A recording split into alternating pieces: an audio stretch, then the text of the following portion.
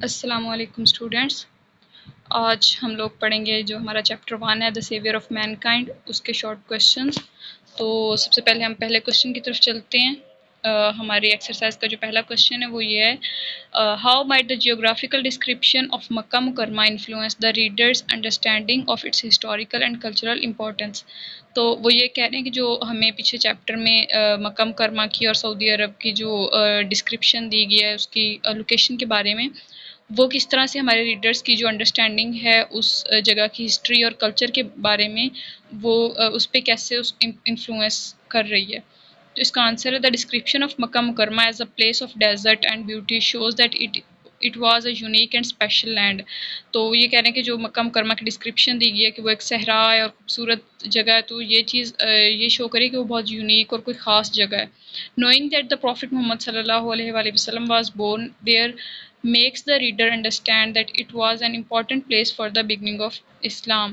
پھر وہ اگلے وہ یہ کہہ رہے ہیں کہ جب ہم یہ معلوم ہوتا ہے کہ حضور پاک صلی اللہ علیہ وسلم بھی اس جگہ پہ پیدا ہوئے ہیں، تو اس چیز سے جو ریڈر ہیں وہ انڈرسٹینڈ کرتے ہیں کہ یہ جگہ جو ہے اس کی کوئی خاص اہمیت ہے اسلام کے شروع آغاز میں. اس کے بعد ہمارے پاس ہے second question, what does the emphasis on Arabs memory and eloquence suggest about their culture before Islam. وہ دوسرے کویشچن میں یہ پوچھا جا رہا ہے کہ جو عرب کی یادداشت اور ان کی فصیح و بلاغت کے بارے میں جو چیپٹر میں آتھر نے بات کی ہے، وہ کس طرح سے اسلام سے جو پہلے والا کلچر تھا اس کے بارے میں ہمیں کیسے انفارمیشن دیتی ہے. It shows that Arabs were very intelligent and had strong culture. مطلب جو چیز انہوں نے دکھائی ہے ہمیں پوری چیپٹر میں، تو وہ یہ چیز شو کرتی ہے کہ جو عرب کے لوگ تھے بہت زیادہ ذہین تھے اور ان کا جو کلچر ثقافت تھی وہ بہت زیادہ اسٹرانگ تھی. They had excellent memories and loved poetry. اور وہ جو ہے بہت زیادہ اچھی ان کی یادداشت تھی اور وہ پوئٹری کو بہت زیادہ پسند کرتے تھے. which was a big part of their lives. اور جو وہ ان کی زندگیوں کا ایک بہت بڑا حصہ تھی. This helped them remember and share knowledge easily.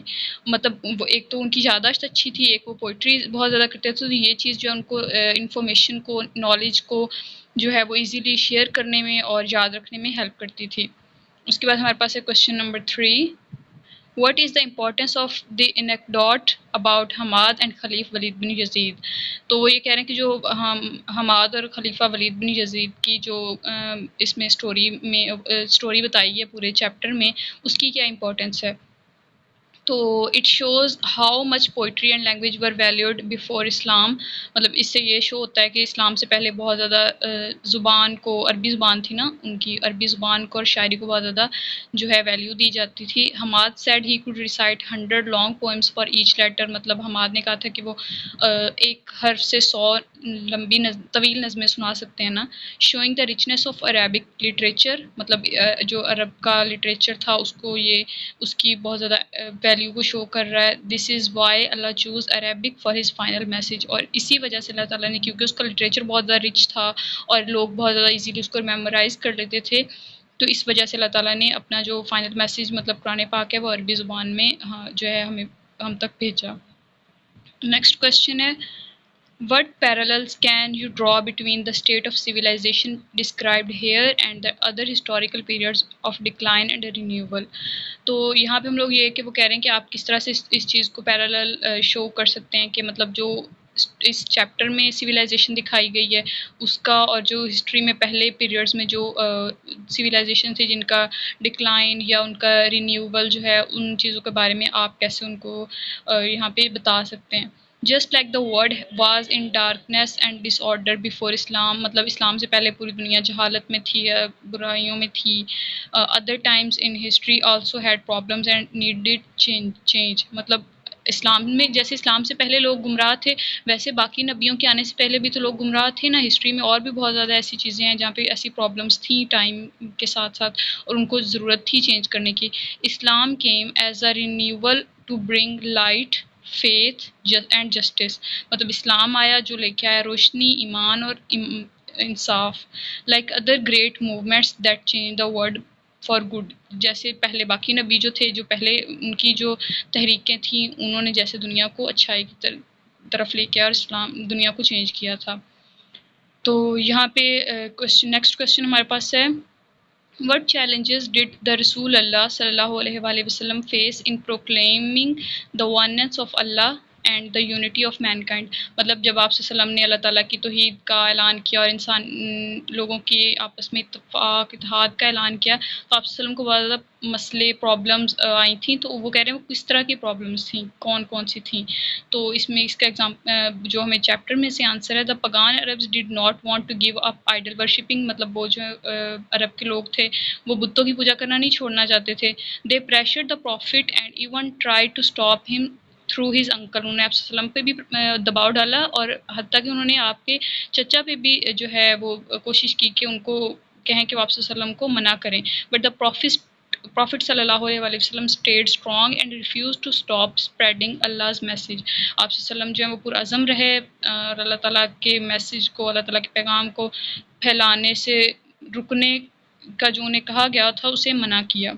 تو یہ چیلنجز تھے. نیکسٹ کویشچن ہے, In what ways did the Rasulullah elevate mankind to a higher level in both spiritual and worldly domains?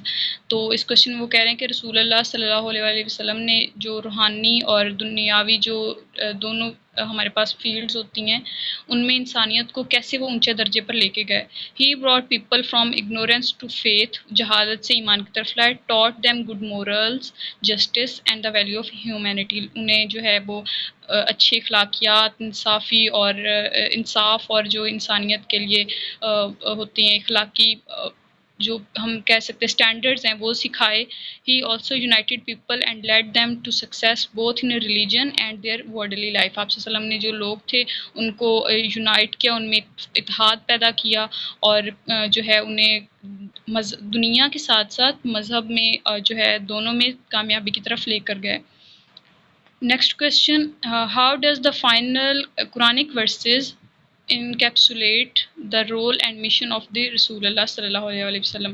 مطلب جو قرآن پاک کی لاسٹ ہمارے پاس کچھ جو فائنل ورسز ہیں, آیات ہیں, ان میں آپ صلی اللہ علیہ وسلم کے کردار اور آپ صلی اللہ علیہ وسلم کے جو مشن تھا اس کے بارے میں کیا بات کی گئی ہے. It shows that the رسول اللہ صلی اللہ علیہ وسلم was sent as a guide. آپ صلی اللہ علیہ وسلم کو ایک رہنما کے طور پہ بھیجا گیا. A bringer of good news, اچھی خبریں لانے والے نا, وارنر اور ڈرانے والے, اینڈ a shining light اور چمکتی روشنی. His job was to call people to Allah and lead them to the truth and goodness. آپ صلی اللہ علیہ وسلم کا جو مقصد تھا وہ یہ تھا کہ لوگوں کو اللہ تعالیٰ کی طرف بلائیں اور ان کو سچائی اور اچھائی کی طرف لے کر آئیں. And the next question is, how does the author view the pre-Islamic Arabs? Write down the example and the evidence supporting your inferences. یہ ہمارا لاسٹ کویشچن ہے. وہ یہ کہہ رہے ہیں کہ جو آتھر ہے اس چیپٹر کا, اس نے جو اسلام سے پہلے والے جو عرب کے لوگ تھے ان کو کس طرح سے وہ دیکھ رہا ہے, اور پھر آپ بتائیں کہ اس نے ان کے بارے میں کیا انٹرپریٹ کیا ہے عرب کے لوگوں کے بارے میں, اور اپنی ایگزامپلس کے ذریعے اس کو سپورٹ کریں کہ وہ آپ کیا کہہ رہے ہیں. تو اس کا answer, the author says pre Islamic Arabs as talented but misguided. مطلب وہ عرب کے لوگوں کو انہوں نے کہا کہ ٹیلنٹڈ تو ہیں, مطلب ان میں ٹیلنٹ ہے, وہ اچھی طرح سے یاد رکھ سکتے چیزوں کو یا پوئٹری کر سکتے, لیکن وہ مس گائیڈیڈ ہیں, گمراہ ہوئے ہوئے ہیں. They had great memory and love for poetry. مطلب ان کی میموری اچھی ہے, پوئٹری ہے. Like in the story of political competition at Okaz and Hammad poetry. مطلب یہ انہوں نے اگزامپل ہمیں دے دی کہ حماد کا جو پوئٹری والا ہمارے پاس پولیٹیکل کمپٹیشن والی بات ہے, یہ اسٹوری اس کی اگزامپل ہے. But they also followed wrong beliefs and social evils before Islam came to guide them.